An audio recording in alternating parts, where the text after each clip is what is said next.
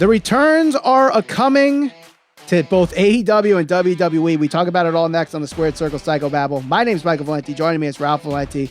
Ralph, we all know the injury bug has plagued both sides, WWE and AEW, and some people taking hiatuses, some people being released and might be coming back. A lot of news talking about this. So we'll talk about AEW first, and, you know, CM Punk is out. Bryan Danielson's out. Kenny Omega's out. Adam Cole is out. You know, just draw a name out of the hat, and I'm sure you'll find they're injured in some way, shape, or form. But seems like good news are coming their way for AEW, as Dave Meltzer mentioned on Wrestling Observer Radio, that CM Punk, Bryan Danielson, and Kenny Omega could be back by AEW All Out. If they do, that's definitely going to help out AEW, but are we being cautiously optimistic, or could we be like, yeah, if I'm ready for All Out if they're all coming back?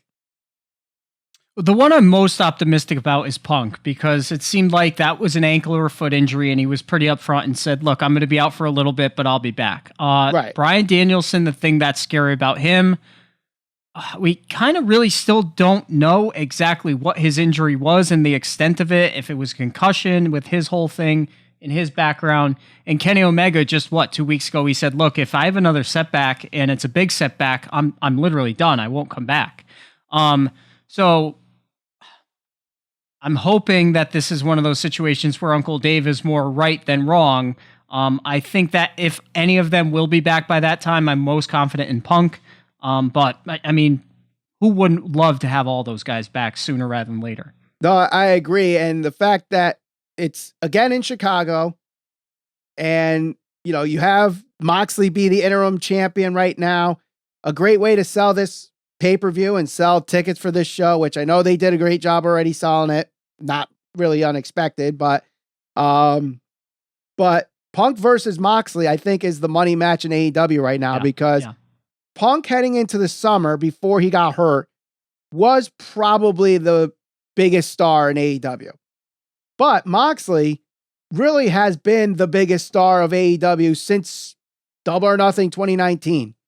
And he's carried it on ever since and never really had a downfall. Any segment he's in, the crowd loves him. They sing along to Wild Thing. You know, he gets the crowd going during his matches. He's main eventing pay-per-views, whatever. So I think that's the money match.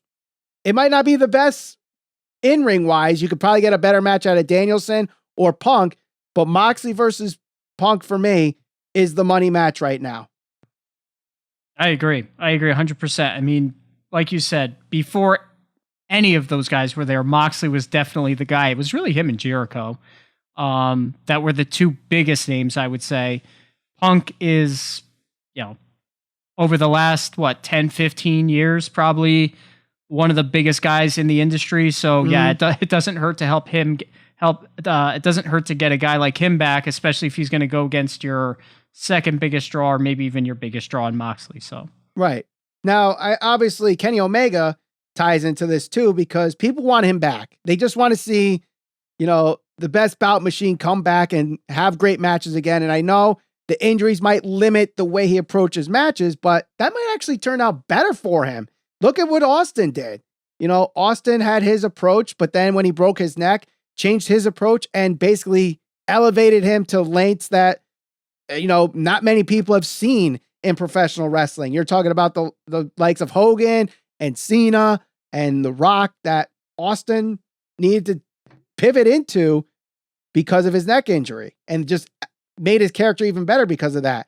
Kenny Omega, that might be, you know, limit some of he might not have the 5-star matches he continues to have, but he'll still have great matches no matter what. It might actually, you know, change some people's minds that are not a fan of Kenny Omega if he changes his approach and makes it more psychological or methodical or slows things down a little bit, keep it a more safer approach. Who knows? But I talk about 5-star matches, Ralph. I talk about, you know, Kenny Omega.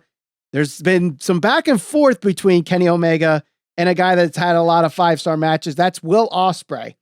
So earlier this week at a Rev Pro show, Will Ospreay mocks Kenny Omega by doing the one-wing angel on his opponent, and at 2, forces the guy to kick out, throws a temper tantrum like Kenny Omega would when he kicks out or tries to mock Kenny Omega.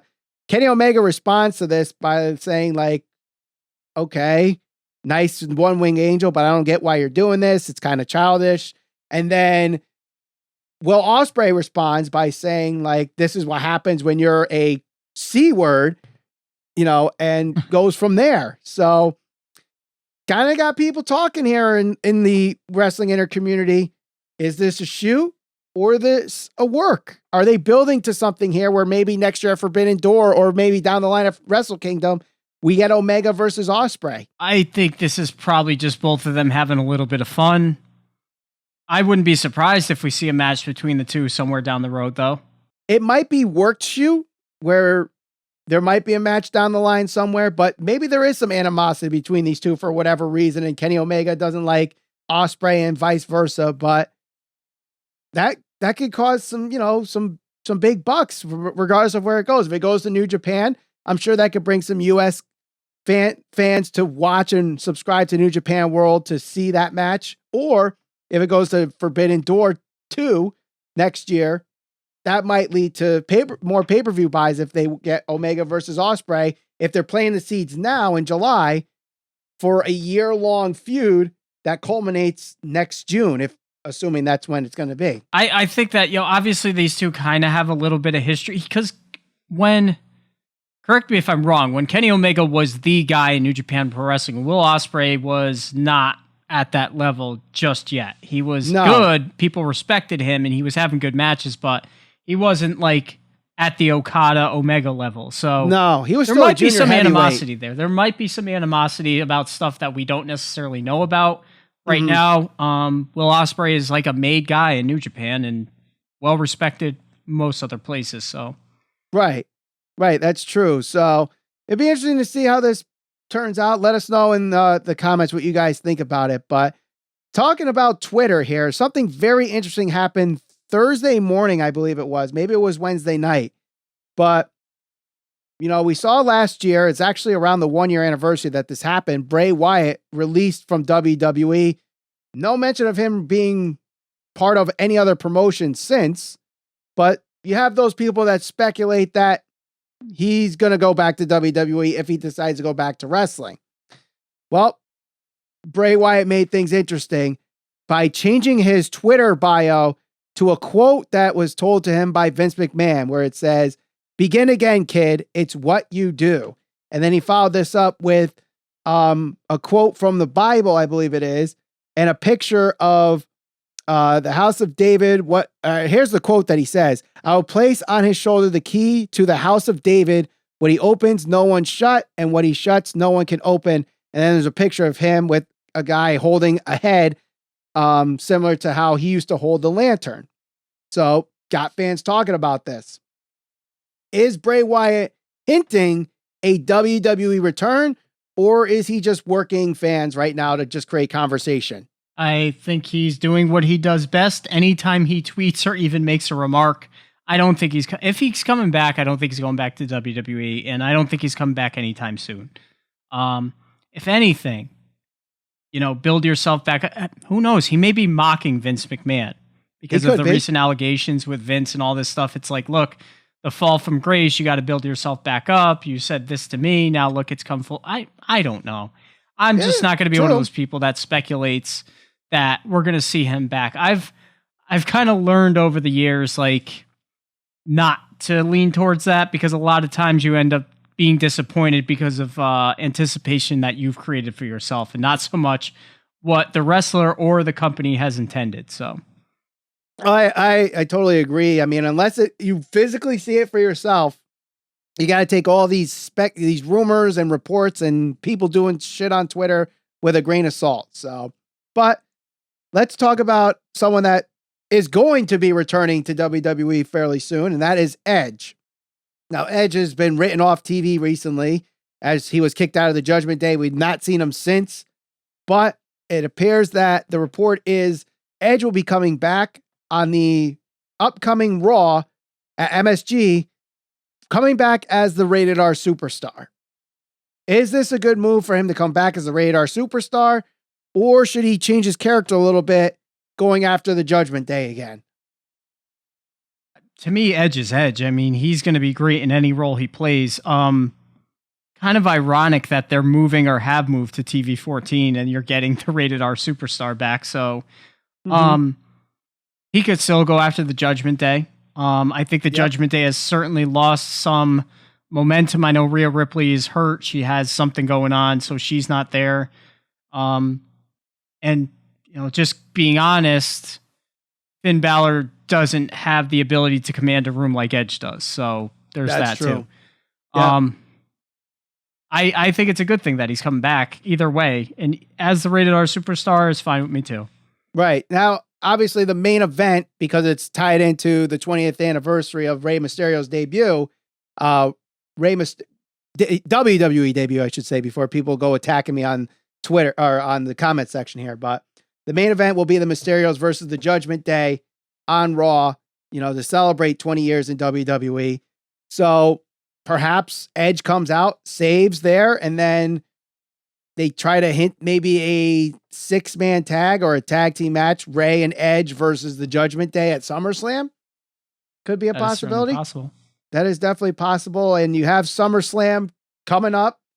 Speaking of, there's a very interesting report coming out from WrestleVotes where they said a source from WWE told them that they, the people in WWE, do not like the card that they've created for SummerSlam this year. What are your thoughts on this? What's on the card so far? We got Becky and Bianca. We got Roman and Brock last man standing match. We got Lashley and Theory. We have the Usos Street Profits Tag Team Championship match with Jeff Jarrett as the special guest referee, which is random. Yeah. I get the Nashville tie-in. I know he's going to be there, that weekend anyway, and we're going to talk about that in a little bit. But what are the other matches that are on there? Is Liv Morgan and Ronda Rousey. And I think there's one other match I can't remember off the top of my head. So 7 matches on the card, and I honestly think most of those Seth and Riddle is the 7th match. I think at least 3 or 4 of those are good matches just at the surface. Bianca, here's one of those things, man. Everybody talked about how Bianca was buried. And everybody talks about how we want long-term storytelling. Look where we are with that match alone. Look at the Street Profits and the Usos. Now, granted, a lot of rematches and whatever else got us to this point on Raw and SmackDown, not necessarily between those certain people, but just in general. But we're here. Riddle and Seth has been fairly focused on. Becky and Bianca certainly has been focused on. Brock and Roman, that's a rematch. It's enough to get my ass to fly to Nashville to go see it. So you're definitely going. I am definitely going. Nice. I'm going a week from tomorrow. I will be in Nashville. I was conned into this. You were wait. Is that a pun? A pun? No. Oh, can be if you want it to be. It can be because you were Khan. Well, Nick Khan too, but nonetheless. No, my wife loves Nashville. She said, "Oh, isn't it convenient that SummerSlam's in Nashville? We should use those points because we never went on our honeymoon." I said, okay, I guess why not? Let's go." All right then. So you're going to Nashville that weekend, and obviously SummerSlam's the big event, but also another big event happening Nashville at that weekend is StarCast 5, which usually tied into AEW events, but now it's tied into SummerSlam this time. And the big event happening at that point is Ric Flair's last match. And Ric Flair's last match is official that it's going to be a tag team match. He will be tagging with Andrade El Idolo against Jeff Jarrett and Jay Lethal. Now, before we actually talk about these 4 in general, do you think this is considered opening the forbidden door when you have 2 guys that are signed to AEW, a guy that is a producer at WWE and will be a special guest referee at SummerSlam the night before, and of course Ric Flair in this match? Is that considered opening the forbidden door? To a certain extent, absolutely, because everybody had to sign off on this. Tony Khan, I'm sure, had to sign off on this. I don't know what Ric Flair's deal is. I know he's not signed to WWE, but he's just free agent. And then, as close as you're going to get to WWE versus AEW. So, and technically you have AEW tag teaming with WWE at this point. If Jarrett and Lethal are tagging together, I'm sure people are going to go, well, it's really a TNA thing, but no, they're not signed by TNA right now. But that's the other thing. Why Jarrett? I understand it's Nashville and he's a Nashville wrestler or whatever, but don't know. I don't know who else was, talked to or whatever, but it seems like I get Lethal given the, he's been working with Flair to get him back ready for this match and the whole impersonation thing that he does a great Ric Flair impersonation. I get that. Andrade, I get that, it's his son-in-law, but Jeff Jarrett, why? Maybe it's got to be a TNA ties from when I believe they were both there around the same time. Yeah, but there were plenty of other guys you could have used there if that's the case. And I guess like you look at his NWA days, like is Steamboat going to come out and do this match? Probably not. Should have been Shawn. Shawn should have been his last match. Well, then you're going to have to get him to sign off on it and Vince McMahon I'm saying sign off. At WrestleMania, that should have been his last match. Yes, I agree. 100% should have been, but it wasn't. And he had some matches at TNA.